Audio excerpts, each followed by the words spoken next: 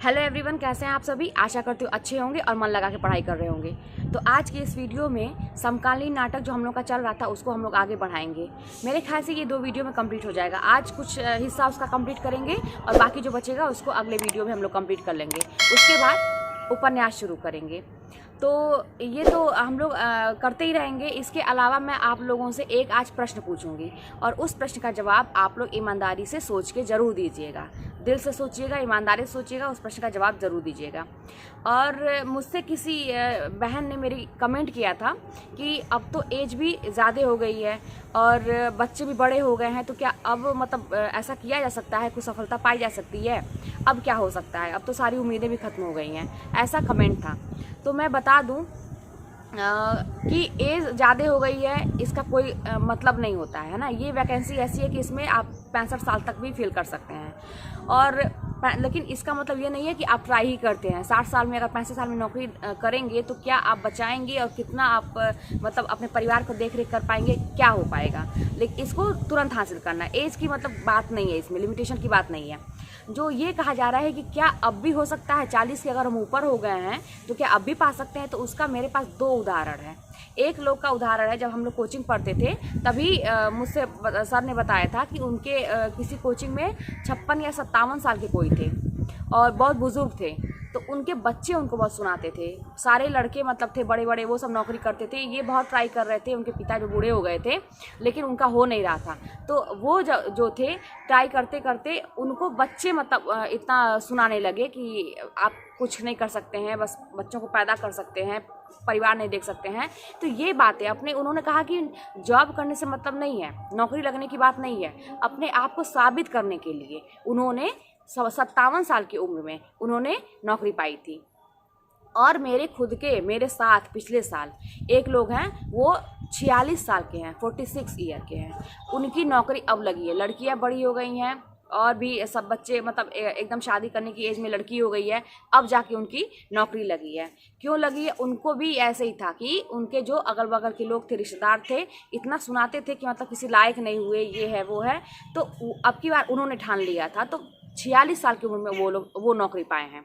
तो कहने का मतलब है ना कि एज जो है ना मैटर नहीं रखता है। आपको अगर अपने आप को साबित करना है, अगर इस पर आप उतारू हो जाएंगे कि साबित ही करना है, तो इससे कोई मतलब नहीं है कि आप कितने एज के हो सकते हैं। और ये वैकेंसी में तो अच्छा है ना, माइनस मार्किंग भी नहीं है, आपके सब्जेक्ट से प्रश्न पूछता है, एज का भी लिमिटेशन नहीं है। आप अगर थोड़े एज ज़्यादा भी हो गई है और अगर अभी भी लगता है कि कर सकते हैं तो आप आराम से निकाल सकते हैं। तो ये तो बात आप लोग बिल्कुल मत सोचिए कि क्या अब भी हो सकता है। बिल्कुल हो सकता है, जब आप सोचें तब हो सकता है।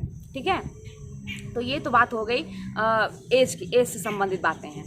अब जो प्रश्न है, मैं ये पूछना चाहती हूँ कि क्या आप लोग के जीवन में जो भी चल रहा है, जैसी भी स्थिति है, क्या आप लोग उससे संतुष्ट हैं? आप लोग खुद से पूछिएगा कि क्या आपके जीवन में जो भी चल रहा है उससे आप लोग संतुष्ट हैं। अगर आवाज़ आती है अंदर से हाँ है, तब तो कोई बात नहीं है। लेकिन अगर आवाज़ नहीं आती है कि हाँ संतुष्ट नहीं है और भी कुछ करना चाहिए, तो जाहिर सी बात है कि उसके लिए आप लोग कुछ ना कुछ कर भी रहे होंगे। और यही सब सोच के कोई वैकेंसी आती है तो हम लोग फॉर्म भरते हैं, या कोई भी व्यक्ति कोई अपना बिजनेस शुरू करता है, कुछ काम शुरू करता है इसी उम्मीद में कि हाँ वो हम उसमें सक्सेस होंगे, उसमें कुछ आगे करेंगे। कोई भी काम अगर हम करने जाते हैं तो ऐसे ही नहीं करते हैं। ज़रूर हम पहले कुछ सोचे रहते हैं कि हाँ उसमें हमको करना है। तभी ये फॉर्म ही आप लोग फिल करने गए होंगे तो ज़रूर ये सोचे होंगे, क्या ऐसे ही थोड़े ना फिल किए होंगे। ज़रूर सोचे होंगे कि काश नौकरी लग जाती तो कितना अच्छा रहता। हुआ होगा ना। तो फिर अब क्या सोचना है? अब क्या सोचना है? अगर आपने फॉर्म फिल कर दिया, तैयारी कर ही रहे हैं, सोच ही लिए हैं, तो फिर अब उसमें कितनी भी दिक्कत आए, कितनी भी तकलीफ आए, अब क्या? और सबसे बड़ी बात है, कब तक ऐसे जीवन बीतेगा? कैसे, कब तक घुट घुट के ऐसा जीवन? ना कहीं हम खुश होकर जी पा रहे हैं, ना कहीं घूम पा रहे हैं, ना एंजॉय कर पा रहे हैं। बस एक मन में चिंता है कि कुछ हुआ नहीं, जीवन बीतते चला जा रहा है। वो कुछ कह रहे हैं, वो कुछ कह रहे हैं, कोई भी आ रहा है जिसको नहीं कुछ कहने का तरीका पता है, वो भी कुछ कह के चला जा रहा है। तो आखिर इसके जिम्मेदार कौन है? इसके जिम्मेदार हम लोग खुद होते हैं। तो सबसे बड़ी बात है कि अगर आपने डिसाइड कर लिया है कि आपको करना है तो फिर करना है। अब ये मत सोचिए कि उसमें तकलीफ़ें क्या हो रही हैं, क्या दिक्कतें आ रही हैं, याद नहीं हो रहा है। सबके साथ यही दिक्कत होती है, सबके साथ। अब इसी में जो व्यक्ति बिना इन तकलीफ़ों को, इन समस्याओं को महसूस किए हुए आगे बढ़ते जाता है, उसको बस उसका रिजल्ट दिख रहा होगा। उसको बस अपना टारगेट दिख रहा होगा, अच्छा हाँ मुझे इतना कंप्लीट करना है। अब उसमें समस्याओं को तो वो ही नहीं करेगा, फेस ही नहीं करेगा। फेस भी कर रहा है तो उसको महसूस ही नहीं करेगा, उसको जाहिर ही नहीं करेगा, होने देगा कि हाँ मुझे ये समस्या आ रही है। किसी से नहीं कहना है, ठीक है। तो कहने का मतलब जो हम सोच ही लिए हैं तो करके दिखाना है अब की बार। अरे बहुत हो गया भाई, बहुत हो गया, इतना जीवन बीत चुका है, सब कुछ खत्म होने पे है। किसी किसी का तो सब कुछ खत्म होने पे, किसी किसी का तो कोई आधार नहीं होगा। जैसे मेरा ही समय था, लगता था कि कोई मतलब कहाँ जाएगी ज़िंदगी, कुछ ठिकाना नहीं है, कोई कुछ पता नहीं है कहाँ जाएगी।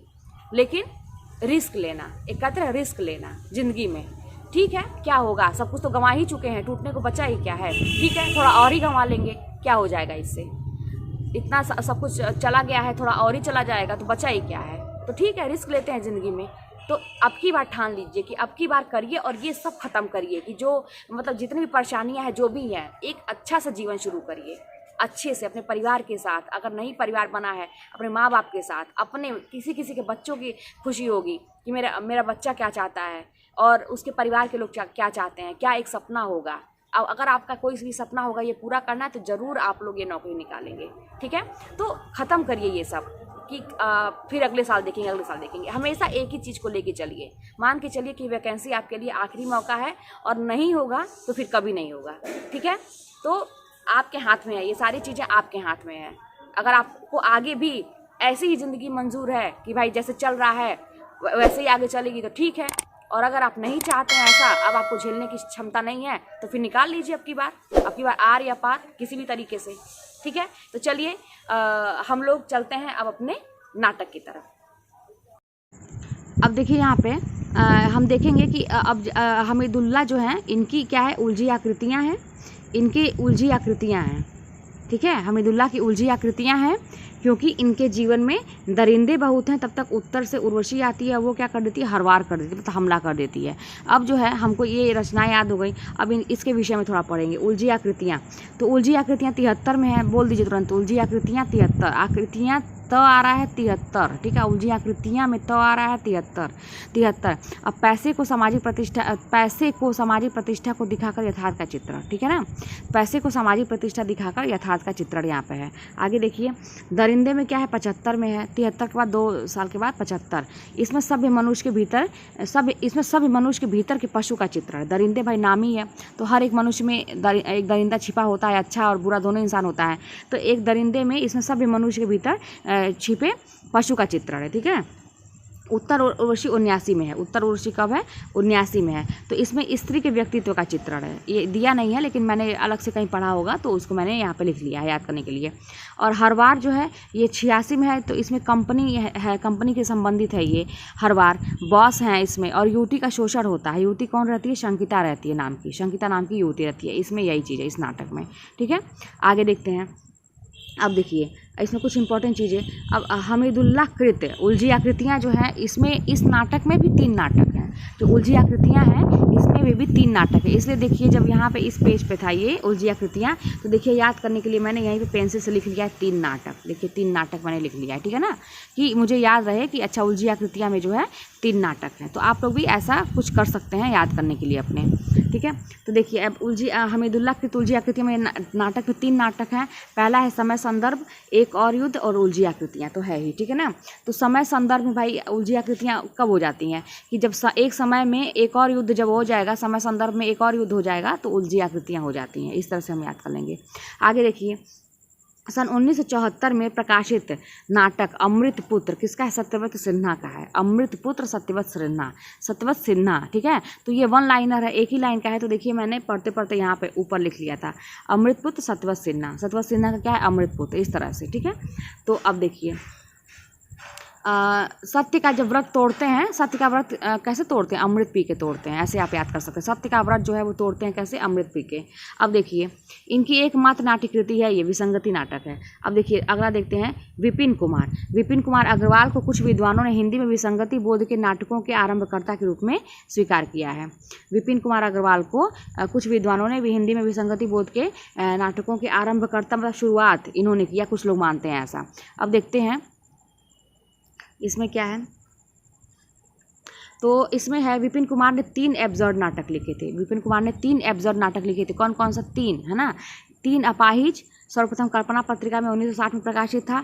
लोटन और खोए हुए की तलाश, ऐसे पहले हम लोग पढ़ लेंगे। अब विपिन कुमार, इमेजिन करिए कि विपिन कुमार कोई आदमी है, वो कह रहे हैं विपिन कुमार, वो आदमी बता रहा है विपिन कुमार कि 3 अपाहिज हैं वहाँ पे, है ना, 3 अपाहिज थे। अब इमेजिन करिए अपाहिज जो सड़क पर नहीं, जो पैर और नहीं रहता है, जिनके अपाहिज ऐसे जो सड़क पर आप देखते होंगे, ऐसे जो मतलब कुछ मांगते हैं लोग ऐसे, तो कल्पना करिए, तो 3 अपाहिज हैं और वो जो हैं, ये तुरंत बोल दीजिएगा, सर्वप्रथम कल्पना पत्रिका में 1960 में प्रकाशित हुआ। 3 अपाहिज जो हैं वो लोटन मतलब लोट के खोए हुए की तलाश कर रहे थे।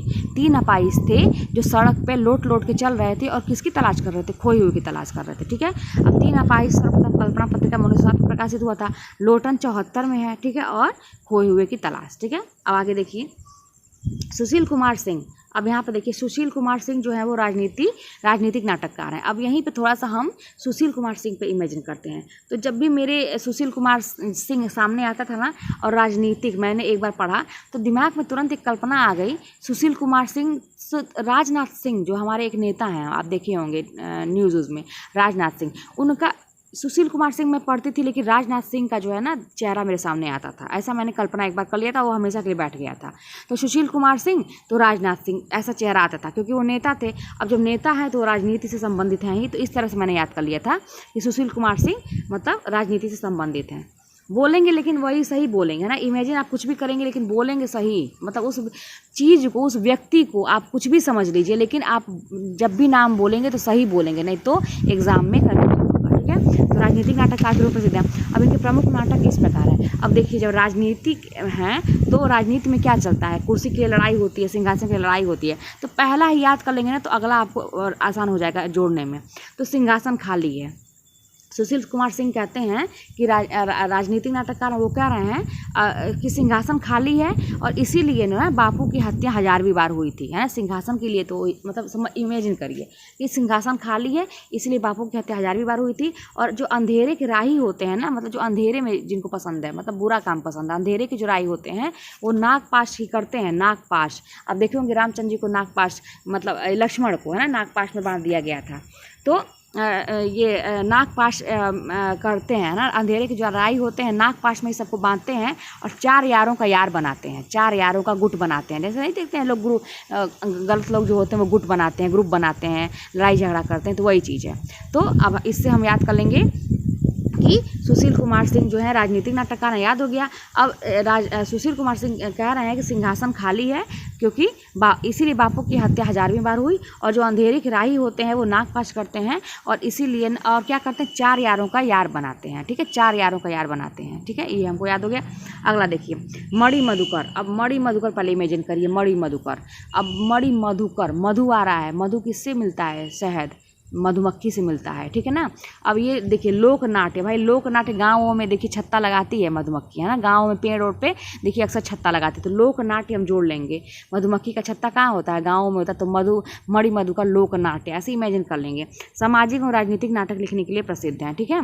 मतलब मणि मधुकर जो हैं वो लोक नाट्य शैली में सामाजिक और राजनीतिक नाटक लिखने के लिए प्रसिद्ध है। कई बार रिवाइज करेंगे, याद हो जाएगा। अब इनकी रचनाओं को याद करते हैं। अब देखिए मणि मधुकर, अभी मैंने कहा मधु मतलब शहद, इमेजिन कर लीजिए मधुमक्खियों का कुछ सीन याद सोच लीजिए। अब पहला आ गया रस गंधर्व। भाई मधुमक्खी के छत्ते में रस होता है ना, तो रस गंधर्व। अब वहीं पर बुलबुल की सराय भी थी। अब भाई जिस पेड़ पे मधुमक्खी छत्ता लगाएगी वहाँ पे चिड़िया का घोंसला भी तो रहता है, तो बुलबुल एक चिड़िया होती है, तो बुलबुल का वहीं पर सराय था, यानी कि बुलबुल का एक घोंसला था। बुलबुल की सराय लेकिन बोलिएगा, घोंसला मत बोलिएगा। तो मणि मधुकर का क्या है? रसगंधर्व था, ठीक है, रसगंधर्व था। और वहीं पे बुलबुल की सराय थी और वहीं पे दुलारी बाई आती है। एक मतलब समझिए कि एक दुलारी बाई अगर महारानी है कोई, है ना, उस राज्य की महारानी है, गांव की महारानी है, वो आती है टहलते हुए और वो खेला पोलमपुर का खेलती है। वो क्या करती है? खेला पोलमपुर का खेलती है और कहती है कि एक तारे की आंख देखो, और वहाँ पर जाके कहती है सबसे कि एक तारे की आंख देखो, ठीक है ना। इस तरह से मणि मधुकर, मधु मतलब शहद और मधुमक्खी से ले देंगे तो उसमें रसगंधर्व, और वहीं पे बुलबुल की सराय है, दुलारी बाई आती है घूमते हुए, खेला पोलमपुर का खेलती है और कहती है एक तारे की आंख देखो, ठीक है। अब देखते हैं, अब इसका डिटेल पढ़ेंगे। रसगंधर्व 75 में है। अब देखिए, पहले तो हम ये इतना याद कर लिए, ठीक है। अब लाइन से आप क्या करिए कि ये देखिए इतना पढ़ लिए, लाइन से पहले इसका तुरंत सन याद कर लीजिए, एक एक बारी बारी से पढ़ेंगे सन। अब देखिए, अब इधर तो लाइन से हमको याद हो गया रसगंधा, अब बोल दीजिए ऐसे, रसगंधा और बुलबुल की सराय, दुलारी बाई, खेला पोलमपुर का, और एक तारे की आँख। ऐसा एक बार ट्रिक से पढ़ेंगे, लिंक बनाएंगे और फिर उसके बाद ऐसे पढ़ेंगे, याद हो गया। अब हम बोलेंगे 75, 2 बार 78 आया है, 79, 80, ठीक है, आराम से याद हो, 75 है ना, रसगंधा 75, और उसके बाद 2 बार 78 आया है, फिर 79, 80, इस तरह से देखिए। अब क्योंकि लाइन से इधर का हमको रचना याद है तो ये भी हमारा सेट हो जाएगा। उसके बाद देख लीजिए, बुलबुल की सराय दुलारी बाई 78 में है, खेला पोलमपुर 79 में है, एक तारीख की आँख 80 में है ना, और 80 आँख, अ से 80, अ से आँख, ऐसे करके रसगंधर्व 75 में। अब इतना हमको याद हो गया, अब इधर चलते हैं, रसगंधर्व 75 में अब ऐसे फिर बोल देंगे, मतलब घुमा फिरा के, जैसे कहते हैं ना मथते हैं, है ना, मक्खन निकालने के लिए नहीं मथते हैं, इधर उधर से घुमा के, जितना मथेंगे उतना ही आपको याद हो जाएगा। तो अब देखिए, रसगंधर्व 75 तत्कालीन राजनीतिक सामाजिक विसंगति का चित्रण है, इसमें जेल का है ना, देखिए यहाँ पे जेल भी मैंने लिखा हुआ है। बुलबुल की सराय 78 में आधुनिक राजनीतिक विसंगति पर व्यंग है। दुलारी बाई 78 में पुराने अंधविश्वासों, संस्कारों, रूढ़ियों पर व्यंग है। खेला पोलमपुर 1979 में स्वार्थपूर्ण लोलुप सत्ता का दिग्भ्रमित होने की ओर संकेत है। खेला पोलमपुर स्वार्थ लोलुप सत्ता के दिग्भ्रमित होने की ओर संकेत है इसमें, ठीक है। अब एक तारे की आँख, एक तारे की आँख जो है 80 भाई कबीरदास का है, जो संत लोग होते हैं तारा नहीं बजाते हैं, तो संत कबीर संत थे, तो ऐसे याद कर लेंगे। एक तारे की आँख कबीर के व्यक्तित्व के आधार पर लिखा गया है, ठीक है। अब आगे देखिए, आगे देखिए जो है हमारा दया प्रकाश सिन्हा आ गए। तो दया प्रकाश सिन्हा, जब दया का प्रकाश हुआ, भाई दया का प्रकाश कौन करता है, भगवान करते हैं, भगवान कृष्ण करते हैं, शंकर, लेकिन यहाँ पे हम और कोई नहीं सोचेंगे, तुरंत सोच लीजिए कि भगवान कृष्ण, विष्णु भगवान, कृष्ण भगवान, दया का बहुत दया है उनका, दया का प्रकाश फैलाते हैं चारों तरफ। तो दया प्रकाश सिन्हा पहले तो इमेजिन हम कर लिए, ठीक है ना। अब देखिए दया प्रकाश सिन्हा हम इमेजिन कर लिए राजनीतिक नाटक लिखने के लिए प्रसिद्ध हैं, ठीक है ना। अरे भाई कृष्ण भगवान बहुत राजनीति भी करते थे, आपको याद होगा कितना कितना खेल खेले हैं कृष्ण भगवान, तो राजनीति करते थे। अब देखिए दया प्रकाश सिन्हा जो है, इनका राजनीतिक नाटक त्रयी है ना, याद करिए नाटक त्रयी, यानी कि 3 नाटकों का समूह।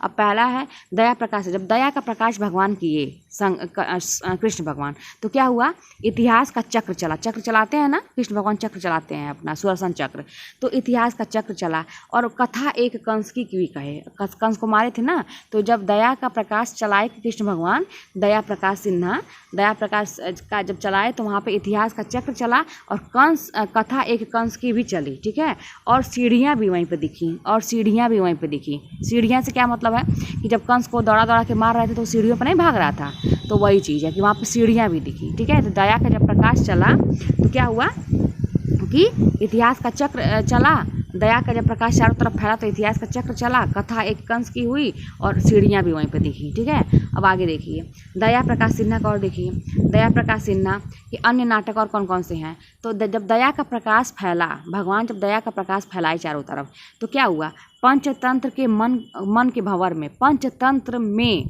मन के भंवर में दुश्मन जो हैं अपने अपने दांव लगाते हैं, ठीक है। जब दया का प्रकाश फैला तो भाई सब लोग परेशान हो ही जाते हैं, दुश्मन कंस था परेशान हो गया था, और भी लोग राक्षस सब परेशान हो जाते थे कृष्ण भगवान जब दया का प्रकाश फैलाए तो पंचतंत्र में मन के भंवर में जो दुश्मन थे वो अपने अपने दांव लगाने लगते हैं और कहते हैं ओह अमेरिका में, ओह अमेरिका, और क्या कहते हैं दुश्मन, ओह अमेरिका में सांझ सवेरे, है ना, वो अमेरिका में सांझ सवेरे मेरे भाई मेरे दोस्त आते हैं। अब वहीं पर सोच दीजिए कि जो दुश्मन है ना वो कह रहा है कि अच्छा अमेरिका में, मतलब वो अमेरिका में सांझ सवेरे, मतलब सुबह शाम सांझ सवेरे मेरे भाई मेरे दोस्त आते हैं, इसलिए सादर आपका स्वागत है, इसलिए सादर आपका स्वागत है, ठीक है।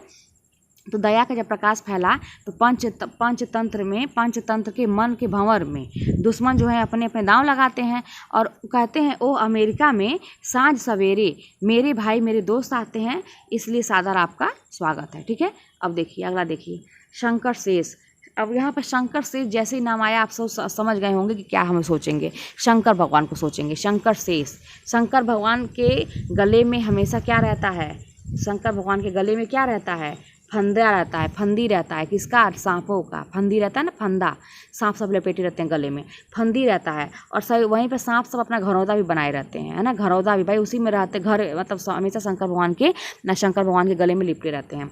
तो शंकर शेष फंदी, शंकर शेष जो है फंदी और घरौदा, ठीक है ना। फंदी मतलब वहीं फंदी रहता है उनके गले में, घरौदा भी रहता है, और वहीं पे तब तक एक और द्रोणाचार्य आ जाते हैं। ये सब देखने के लिए कौन आ जाता है, एक और द्रोणाचार्य आ जाते हैं। और वो क्या करते हैं, कहते हैं अरे मायावी सरोवर में तो रक्तबीज है। देखिए मैंने 2-2 करके ये निशान मैंने लगाया था उस टाइम का, ये मैंने 2-2 करके मैंने याद किया था, ठीक है। तो कह रहे हैं एक और द्रोणाचार्य आ जाते हैं फंदी और घरौदा सांपों का देखने के लिए शंकर भगवान के, ठीक है। तो वो कहते हैं अरे मायावी सरोवर में रक्तबीज बैठा है। रक्तबीज एक राक्षस आप देखे होंगे जो दुर्गा जी का वो सप्तशती में उसका है लड़ाई का। तो अरे मायावी था ना रक्तबीज, एक रक्त की बूंद से क्या होता था, जितनी भी रक्त की बूंदें गिरती थी उतने वो रक्तबीज पैदा हो रहा था, है ना। तो यहाँ पे वही मायावी था। तो वो द्रोणाचार्य कह रहे हैं कि अरे मायावी सरोवर में रक्तबीज जो है, रक्तबीज बैठा हुआ है, ठीक है। मायावी सरोवर में रक्तबीज बैठा हुआ है, रक्तबीज बैठा हुआ है। और बंधन अपने अपने किसके हैं, बंधन अपने अपने जो हैं वो चेहरे के हैं।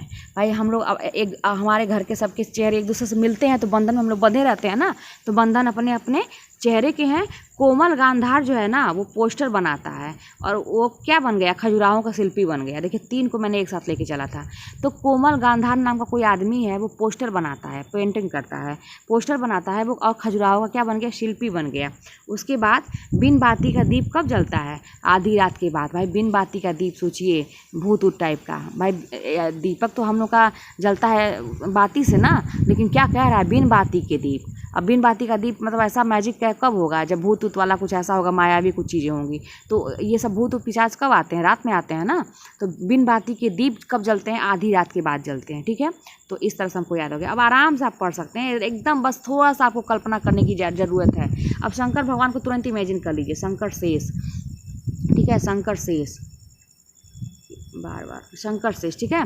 अब शंकर शेष का अब एक बार बोल देंगे हम, फंदी घरौदा एक और द्रोणाचार्य, आपको याद हो गया होगा।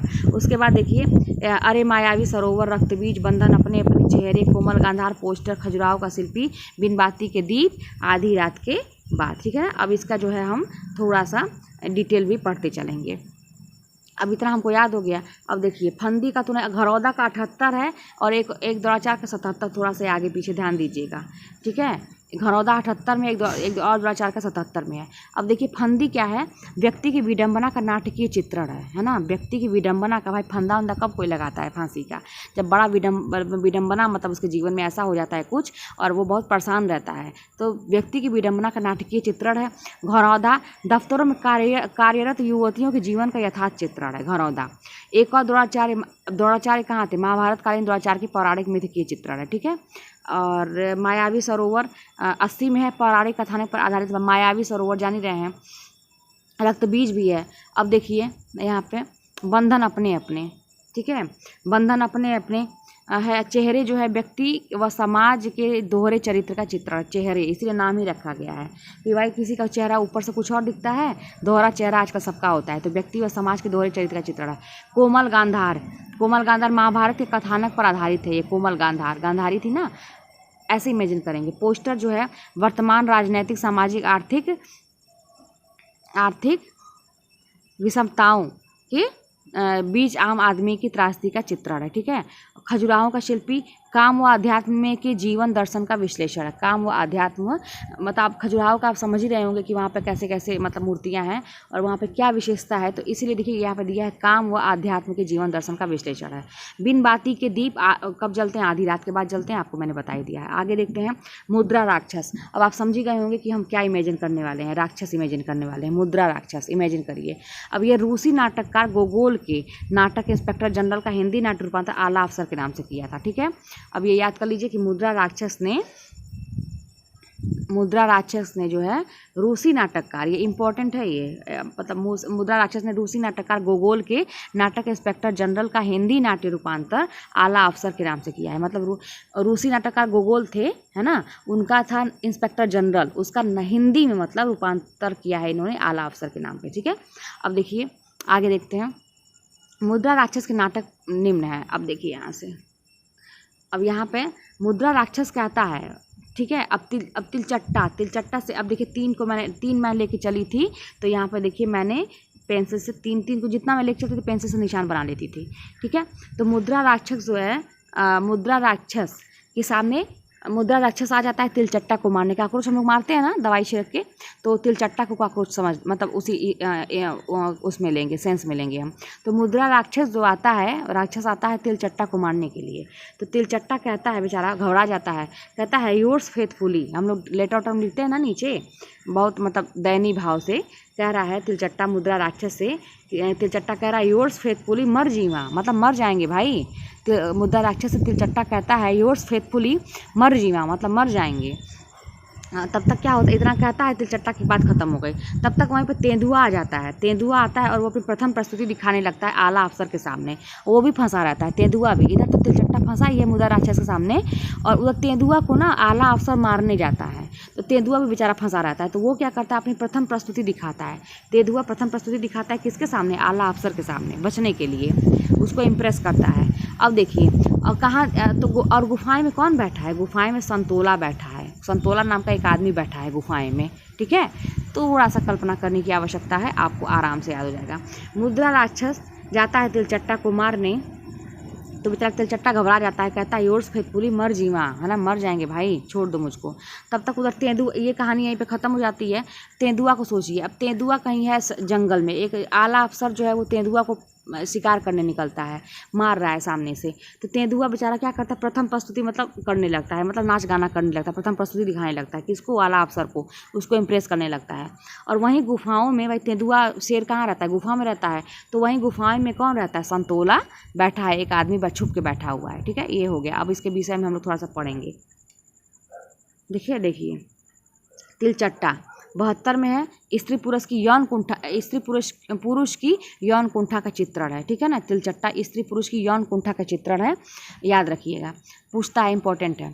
74 में है योर्स फेथफुली, केंद्रीय कर्मचारियों की हड़ताल व अधिकारियों की क्रूरता और स्वार्थपरता का चित्रण है। मर्जीवा वर्तमान समाज की विसंगति व अभिशप्त व्यक्ति की नियति का चित्रण है इसमें।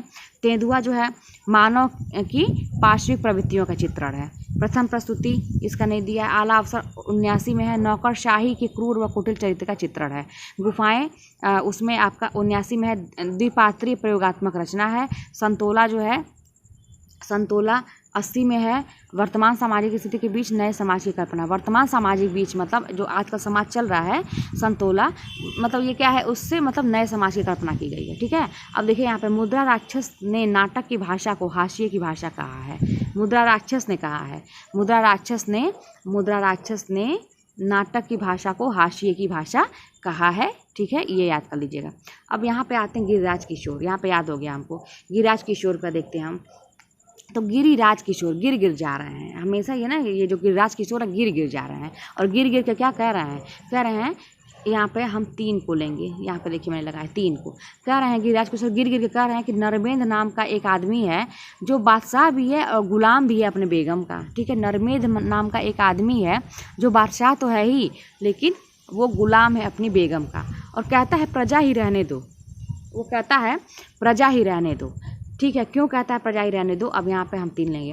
क्योंकि घोड़ा और घास, घोड़ा जो है वो घास खाता है, घोड़ा और घास, है ना। क्योंकि घोड़ा घास खाता है, बोलेंगे घोड़ा और घास खाता है, लेकिन फिर हम बोलेंगे घोड़ा और घास, ठीक है। और चेहरे किसके चेहरे, कितना याद करोगे भाई, कितना याद करोगे, क्योंकि घोड़ा घास खाता है, घोड़ा और घास है। चेहरे कितने चेहरे, किसका याद करोगे, केवल मेरा नाम लो, मैं ही हूँ यहाँ का बादशाह, केवल मेरा नाम लो, ठीक है। यहाँ तक याद हो गया। नरमेध नाम का एक व्यक्ति है जो बादशाह भी है और गुलाम है अपने बेगम का, और कहता है प्रजा ही रहने दो। और कहता है भाई क्योंकि घोड़ा घास खाता है, घोड़ा और घास है, ठीक है।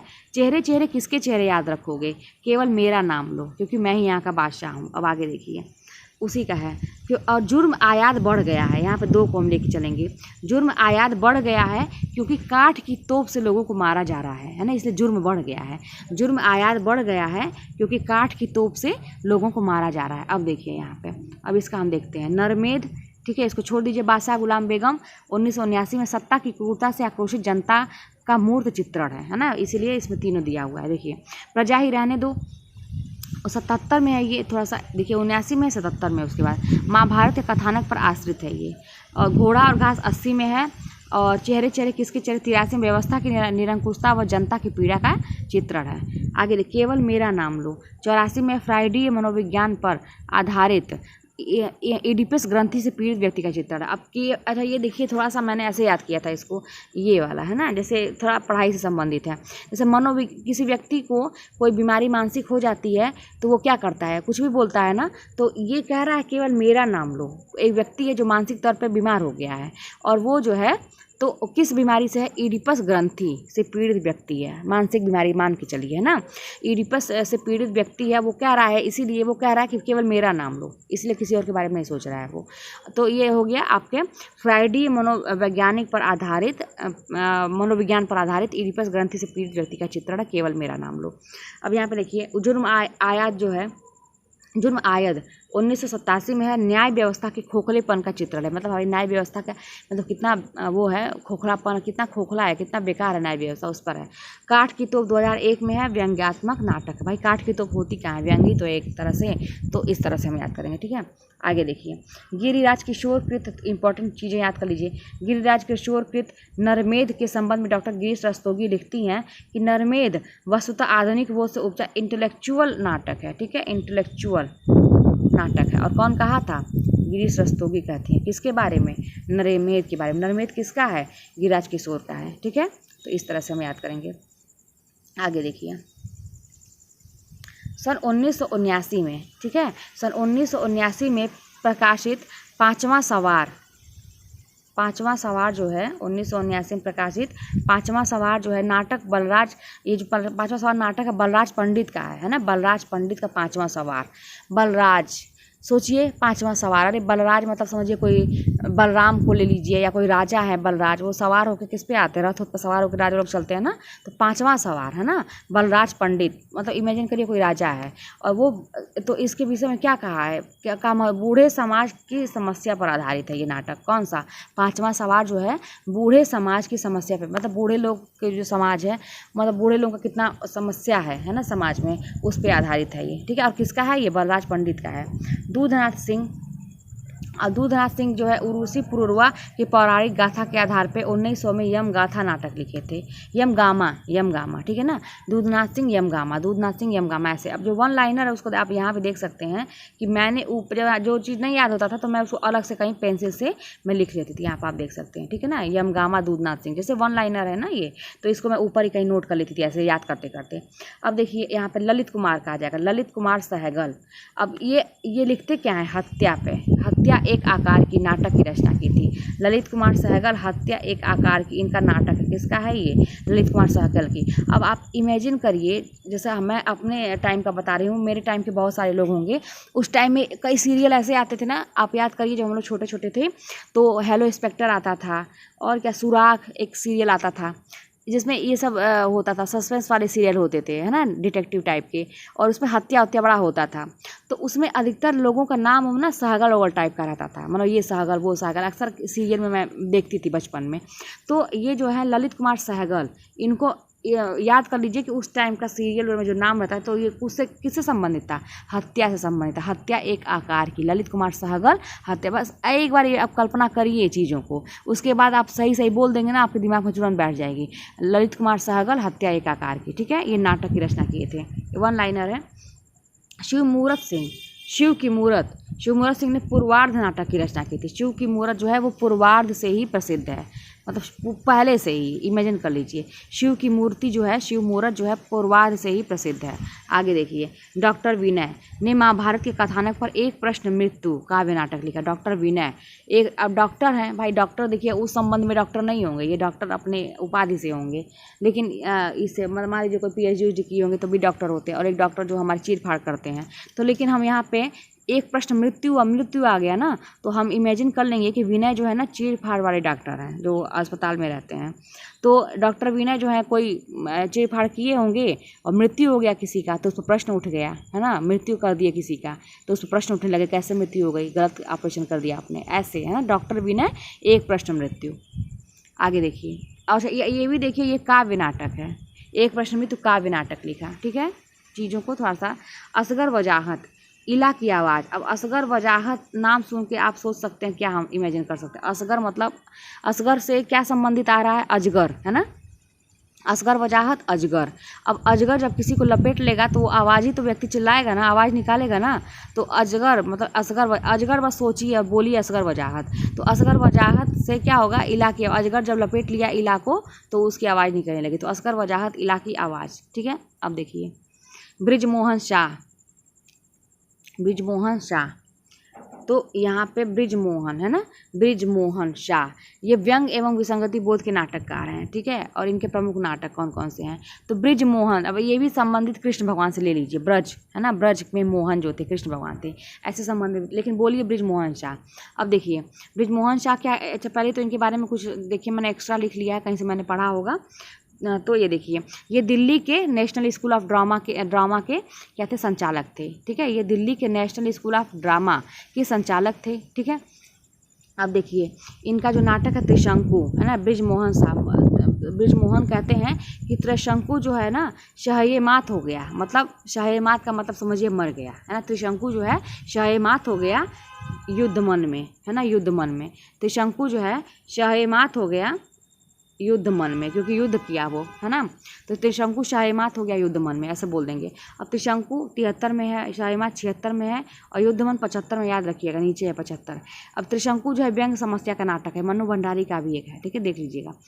शाहीमात 76 में विसंगति बोध का नाटक है। युद्ध मन 75 में युद्ध की व्यवस्था, युद्ध का विरोध और युद्ध से विरक्ति स्थिति का चित्रण है। ठीक है, आगे देखते हैं। दशरथ ओझा, डॉक्टर दशरथ ओझा का कथन क्या है कि त्रिशंकु हिंदी का आधुनिक युग में पहला तेज तोष और तल्ख नाटक है। ये इम्पोर्टेंट है। दशरथ ओझा ने कहा है कि त्रिशंकु जो नाटक है वो हिंदी का आधुनिक युग में पहला तेज तोष और तल्ख नाटक है।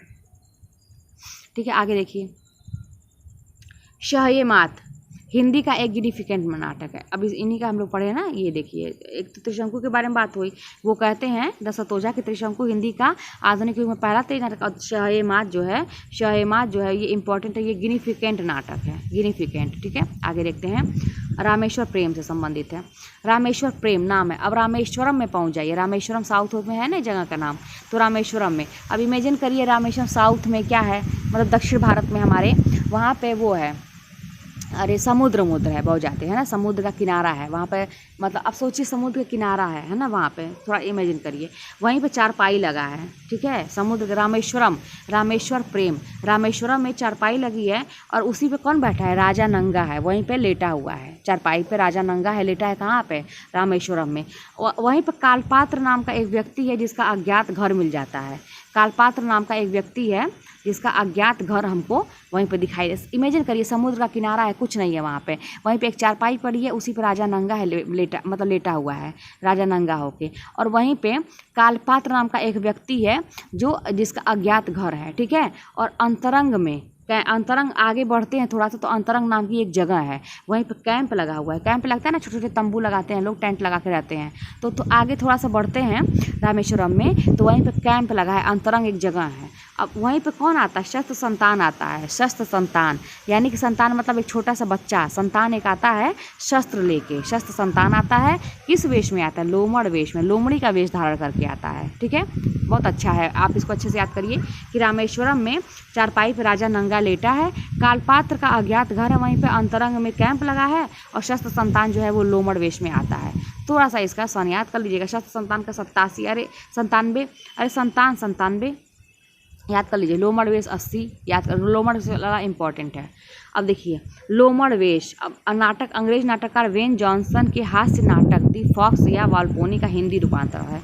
इंपॉर्टेंट है ये। लोमड़ वेश नाटक जो है वो अंग्रेज नाटककार वेन जॉनसन थे, उनका एक हास्य नाटक था दी फॉक्स या वाल्पोनी इस नाम से, उसी का ये हिंदी रूपांतरण किया इन्होंने। ठीक है, आगे देखिए। नरेंद्र मोहन जो हैं वो उनके प्रमुख नाटक कौन कौन है। नरेंद्र मोहन, अब याद कर लीजिएगा। नरेंद्र मोहन जो हैं एक व्यक्ति हैं, वो कहते हैं कि कहे कबीर सुनो भाई साधो, है ना। यहाँ पर सभी लोग बहुत सिंहधारी बैठे हैं। नरेंद्र मोहन कहते हैं कि कहे कबीर सुनो भाई साधो, बड़े सिंहधारी यहाँ पे, सिंह मतलब जैसे सिंह जिसको होती है वो मारता बहुत है सबको, है ना। जैसे गाय बैल को जिसकी बड़ी बड़ी सिंह होती है वो मारती बहुत है। तो नरेंद्र मोहन कह रहे हैं इस दुनिया के बारे में कि कहे कबीर सुने भाई साधो, यहाँ पे सिंहधारी बहुत है ना। और कलंदर जो है चिश्ती संप्रदाय से संबंधित है, ये देख लीजिए। तो कलंदर जो है वो नो मैंस लैंड में अभंग गाथा कह रहा है। कलंदर नाम का कोई आदमी है और वो नो मैंस लैंड में, मतलब एक जगह है, नो मैंस लैंड मतलब जगह, वहाँ पे क्या कर रहा है, अभंग गाथा गा रहा है, अभंग गाथा गा रहा है, वहाँ पे गाना गा रहा है। ठीक है, तो अब देखिए यहाँ पे अब थोड़ा सा इसका डिटेल हम जान लेंगे कि कहे कबीर सुनो भाई साधु 87 में है, कबीर के व्यक्तित्व के आधारित उसी के नाम पे है। सिंहधारी 88 में है, कलंदर चिश्ती संप्रदाय संबंधित 91 में है, सूफियों के मस्ती आज़ादी का चित्रण है इसमें। नो मैंस लैंड 94 में है, हिंदुस्तान के बंटवारे की त्रासदी का चित्रण। नो मैंस लैंड आ रहा है ना, तो लैंड मतलब ज़मीन का बंटवारा होता है, तो 94 हिंदुस्तान के बंटवारे की त्रासदी का चित्रण है। अभंग गाथा तो 2000 में संत तुकाराम के जीवन पर आधारित है, अभंग गाथा संत तुकाराम के। ठीक है, अब देखिए नो मैंस लैंड, ये इंपॉर्टेंट है। नाटक किसपे? मंटो की कहानी टोआ टेक सिंह से प्रभावित है ना, मंटो की कहानी टोआ टेक सिंह से प्रभावित है, पूछ सकता है, इंपॉर्टेंट है ये। अब देखिए अगला देखते हैं, शरद जोशी।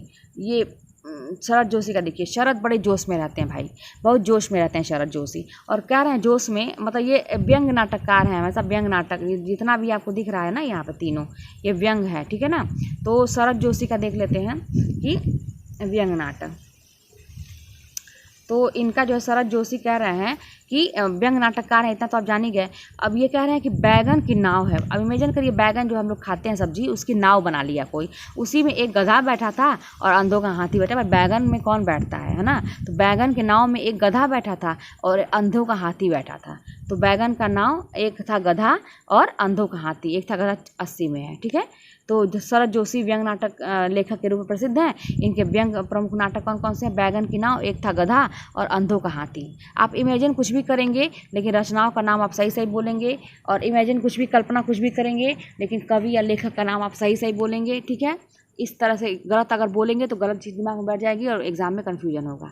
तो इस तरह से देखिए आज जो है हम लोग काफ़ी कुछ मतलब देखिए, ये किताब वही ना कह रहे हैं कि किताब लगती है बड़ी छोटी है ना, और लगता है कि अरे यार इससे मतलब क्या होगा।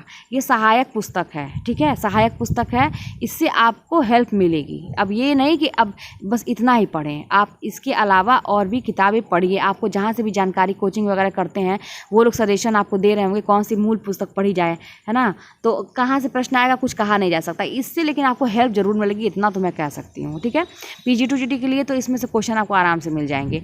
व्याकरण के लिए आपका एक मेरा जो वीडियो है बुक्स के ऊपर, उसमें मैंने सब बताया है। वासुदेव नंदन की व्याकरण की बुक अच्छे से पढ़ डाली है, आपको उससे बाहर से नहीं कहीं आएगा। हरदेव बहारी की भी है तो वो भी अच्छी है आपके लिए। काव्य शास्त्र का आप कोचिंग के नोट्स बना रहे हैं, पुराने प्रश्न पत्र देखिए, और इसी किताब में, सरस्वती पांडे की किताब में पीछे काव्य शास्त्र से संबंधित कुछ दिए हुए हैं, उसको अच्छे से पढ़ लीजिए, काफ़ी है उतना। और संस्कृत साहित्य का भी देख लीजिए, है ना, उसमें आप क्या करिए कि पुराने प्रश्न पत्र देखिए और उसका जो डिटेल दिया है वो देखिए, और रूप याद कर लीजिए, शब्द रूप वगैरह इंपॉर्टेंट देख लीजिए कौन कौन सा आया है, आपके नोट्स होंगे। और व्याकरण संधि का, उसमें जो व्याकरण होते हैं वो हिंदी से मिलते जुलते होते हैं, थोड़ा सा आपको अंतर होता है, तो ऐसे काम चल सकता है उन सब चीज़ों का। मेन आपका फोकस साहित्य पे होना चाहिए, व्याकरण पे होना चाहिए, और काव्यशास्त्र तीसरे नंबर पर, फिर संस्कृत का, भाषा विज्ञान पर फोकस, छोटी छोटी। अब देखिए सरस्वती पांडे की किताब में शुरू से मतलब इंपॉर्टेंट चीज़ें कहाँ कहाँ से प्रश्न आता है। हम लोग के जब 2021 में ही जो भाषा विज्ञान वाला आगे वाला चैप्टर, मतलब आगे पेज शुरुआत में दिया है, वहीं से देखिए वो मतलब कई क्वेश्चन वहाँ से आ गए थे। ठीक है, वहाँ से मतलब ये तो कहिए कि हम एक बार उसको ऐसे ही पढ़ लिए थे। पाश्चात्य काव्यशास्त्र कोई कहता नहीं आता है, पाश्चात्य काव्यशास्त्र, लेकिन आ गया था प्रश्न। तो आलोचना कोई कहता नहीं आता है, आ जाता है। तो यही चीज़ें, कोई चीज़ छोड़िए मत कि रिस्क नहीं लेना है, बिल्कुल भी रिस्क नहीं लेना है। ठीक है, अच्छे से पढ़ाई करना है, प्रैक्टिस करते रहिए। चलिए मिलते हैं अपने अगले वीडियो में।